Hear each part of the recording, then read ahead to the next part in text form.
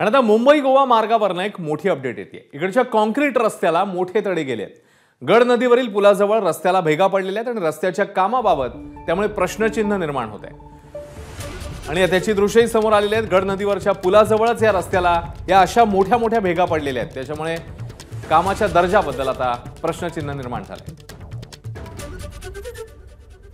मुंबई गोवा महामार्गावरील रस्त्याला आणखीन एका ठिकाणी तडे गेलेले आहेत। मी सध्या आहे मुंबई गोवा महामार्गावरील आरवली या ठिकाणी आणि आपण माझ्या मागे बघताय की हा जो पूल आहे हा गड नदीवरचा पूल आहे आरवलीचा इथला। आणि या ठिकाणी ह्या अशा स्वरूपाच्या मोठमोठ्या भेगा या रस्त्याला गेल्याचं पाहायला मिळत आहे। जवळपास 30 ते 40 मीटर पर्यंत अशाच पद्धतीच्या ह्या भेगा गेल्यामुळे मोठी खळबळ उडालेली आहे। खरं तर हल्लीच या संपूर्ण रस्त्याचं काम झालं होतं, मात्र गेल्या काही महिन्यामध्ये जर आपण पाहतो की मुंबई गोवा महामार्गावरच्या अनेक ठिकाणी जे काम आहे त्या कामाचा असा निकृष्ट कामाचे हे असे नमुने अशा घटनातून समोर येत आहेत। आरवलीच्या नजीक असलेला हा उड्डाण पूल आहे आणि त्या उड्डाण पुलाच्या बरोबर शेजारी असलेले हे रस्त्याचे तडे हे मोठ्या प्रमाणात आता दिसू लागलेले आहेत। आणि त्याच्यामुळे पावसाचा जोर कायम झाला किंवा या तड्यांमधून समजा पाणी कायम झिरपत राहिलं तर कुठेतरी धोका निर्माण होऊ शकतो अशी स्थिती आहे।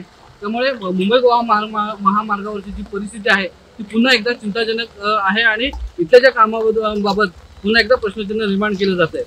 स्वप्नील गाग, एबीपी माझा, संगमेश्वर, रत्नागिरी। नमस्कार। मन शुद्ध तुझं ही वेगळ्याच प्रकारची मालिका तुम्हा सगळ्यांना खूप आवडली होती। याचा दुसरा सीझन कधी येणार अशी विचारणा झाली। प्रतीक्षा संपली आहे मित्रांनो। येतोय मन शुद्ध तुझचा दुसरा सीझन। होई मन शुद्ध